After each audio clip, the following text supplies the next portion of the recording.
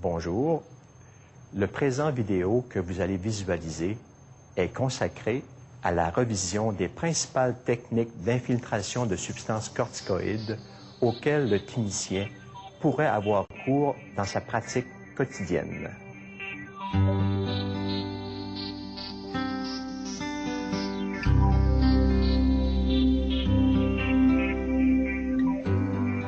Au revoir, Gaston. Gaston, un de vos patients vient de vous appeler pour vous demander de le voir le plus rapidement possible. Il vous raconte qu'au cours du dernier week-end, il a effectué des travaux de rénovation à sa résidence et que depuis ce temps, il éprouve une forte douleur à l'épaule. Durant ces travaux, il a dû régulièrement exécuter des tâches avec le bras au-dessus de sa tête. Présentement, la douleur est tellement vive qu'il vous dit avoir de la difficulté à effectuer plusieurs mouvements. De plus, cette douleur l'incommode beaucoup durant son sommeil. Arrivé au bureau, vous constatez qu'il souffre d'une bursite aiguë de l'épaule. Cependant, vous savez, dans ses antécédents, qu'il a souffert au cours des derniers mois d'un ulcère d'estomac dont il commence à peine à se remettre. Que faire pour l'aider? Le cas de Gaston est un bel exemple où l'utilisation d'une substance corticoïde en injectable est le premier choix thérapeutique. Seriez-vous en mesure de l'effectuer? C'est justement dans cette optique que le présent document a été conçu et préparé en collaboration avec la Fédération des médecins omnipraticiens du Québec. Il vise donc à aider le clinicien à mieux répondre aux besoins et attentes de ses patients en matière d'infiltration de substances corticoïdes.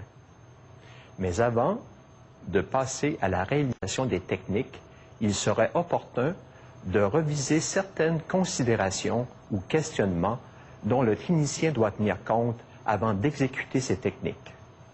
Ces considérations touchent les aspects suivants: les avantages de la médication injectée, les indications et les contre-indications, le matériel requis pour exécuter ces techniques, de même que les solutions utilisées. En ce qui concerne les avantages, plusieurs chercheurs, depuis Hollander au milieu des années 50, ont prouvé l'efficacité de la médication anti-inflammatoire injectée. Parmi les autres avantages, il y a évidemment la durée d'action, car la plupart de ces produits ont une efficacité facilement de 1 à 3 mois.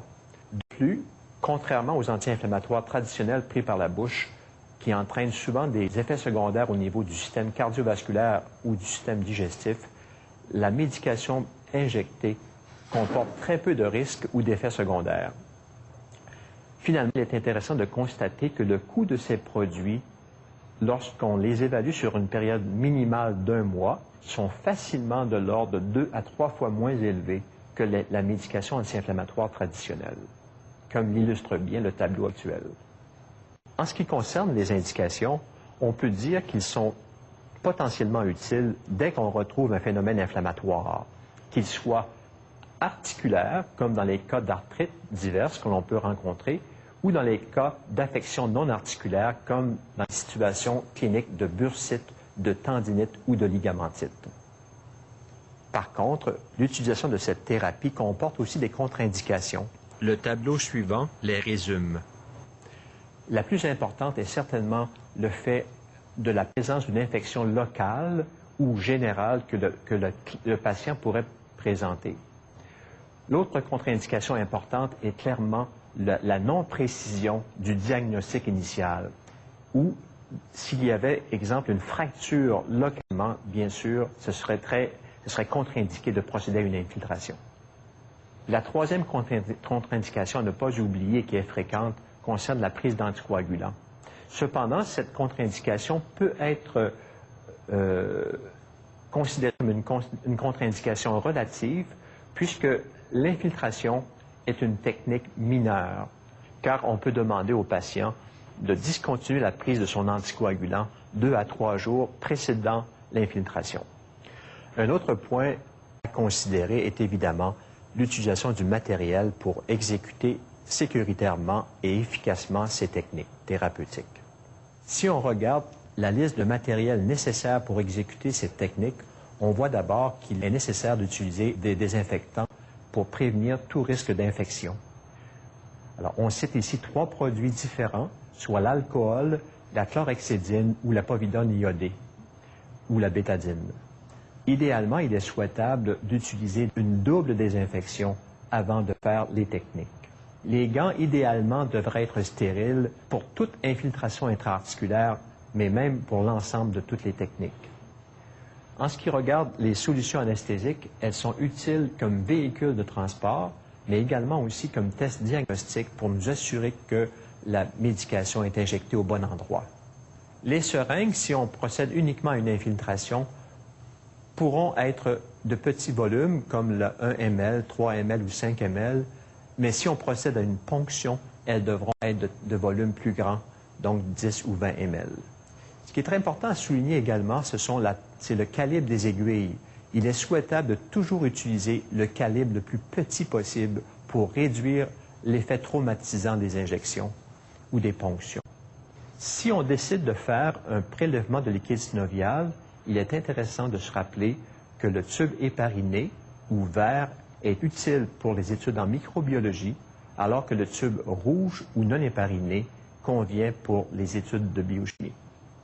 Finalement, concernant les solutions de substances cortisonnées, on en retrouve présentement 3 types sur le marché, soit la bêtaméthasone, la méthylprednisolone ou la triamcinolone. Ces substances diffèrent principalement l'une de l'autre par leur degré de solubilité.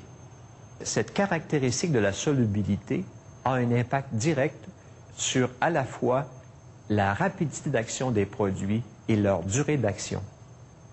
Règle générale, plus une solution est soluble, comme la bêtaméthasone ou la méthylprednisolone, plus elle a une rapidité d'action très grande, mais également une durée d'action un peu plus courte.